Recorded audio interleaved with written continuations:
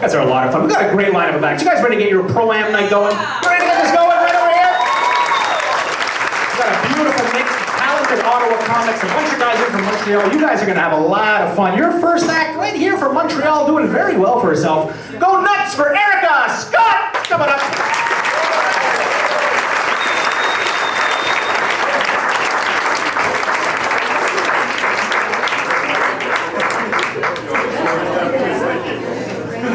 We're changing your email account.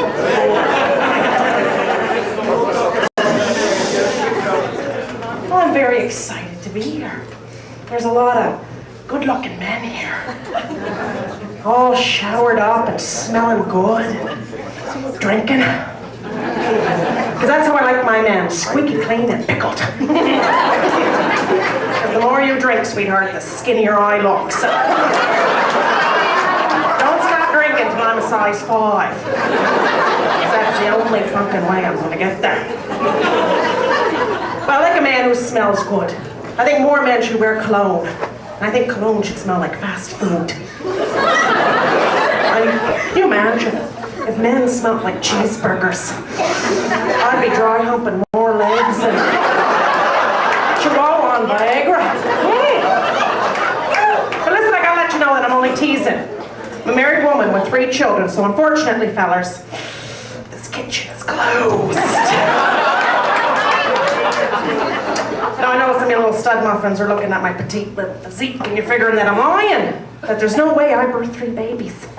You're figuring that I must have had some sort of work done to look this good. But no, this tasty buffet for 1, or small snack for 2, because Mama likes to share her biscuits. So natural. I mean, besides the fact that I have to occasionally pluck thick black hairs from off my chin over around my nipples. And because it hangs so low, I've been forced to start wearing rubber underwear that lift and suck my stomach in so tightly that my belly button and arsehole have now become fused together as one. Besides that, though, I'm a fucking natural beauty. Much like some of the pretty young things here, with their naturally pretty faces and their naturally skinny bodies. It's too bad you're all whores. Now, of course, you ladies know that I mean no disrespect. I mean, there's an unwritten law among us females that if someone is prettier or skinnier than you are, then unfortunately, that automatically makes you a slut. Now, I'm not saying that chubby girls like myself can't be promiscuous, but speaking on my behalf, odds are 99% of the time, if 6 inches is about to go into my mouth, chances are I bought it at Subway.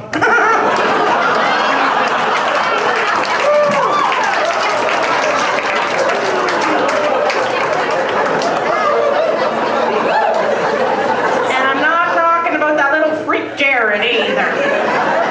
Not unless he comes wrapped in a bun with mustard. Now, I'm not saying I like food better than sex, because I don't. I mean, I like sex with a man. I'm not a lesbian. I mean, the only pussy I've ever slept with has been my husband. But don't tell him I said that, because he'll cry. But it's a shame, though, that food and sex are combined together as one. I mean, can you imagine? If my husband's willy whacker was made of chocolate and his nuts were honey roasted. Good Lord, I'd wear nothing to bed but a bib.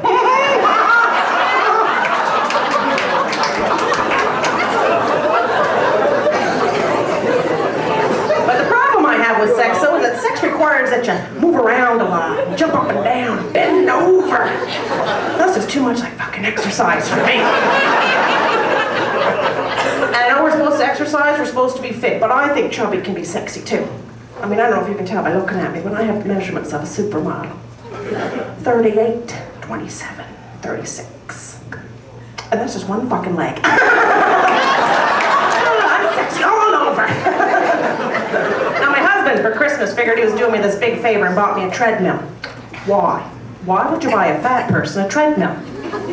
If I don't want to walk outside, what the fuck makes you think I want to walk inside? I mean, he's using it. And he damn well should. The man is huge. I mean, bless his heart, but he's got bigger titties than I do. But that's all right, because the truth is, I've got a bigger penis than he does. And mine has 3 speeds and 2 attachments. Thank you, Jesus.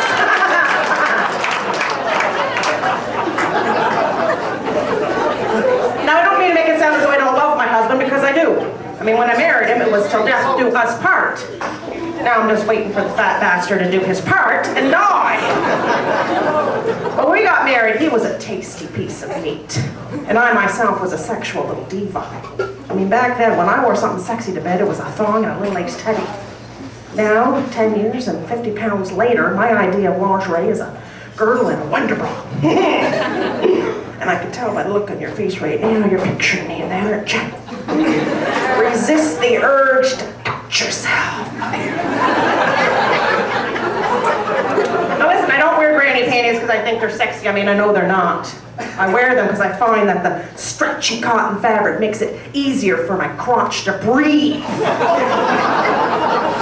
Which, honestly, is a saying I've never really understood. I mean, how does your crotch breathe? How does it inhale? The only nose I've ever seen down there has belonged to my husband. And that drunk guy that one time in front of the bowling alley, but that's just because he bought me poutine. Now, I know I've gained a little weight since getting married, and thanks to alcohol and Oprah, I've been able to figure out why. It's because being married and having children, as freaking wonderful as that is, sucks. And not the good kind of sucks either. Like the kind that involves my toes, Brad Pitt, and a bottle of cheese whiz. Marriage and children suck the energy right out of you. And the smaller your energy level gets, the bigger your ass gets. Amen. Oh, hallelujah. I mean, since tying the marital knot, my arse has gotten so large that I've actually run out of room to put it. Before I can slip on my sexy little girdle, I have to shove everything forward. This little slice of heaven here, sugar tits, is not my stomach. This is the front of my bum. Don't picture that in a thong, because trust me, you'll never touch yourself again.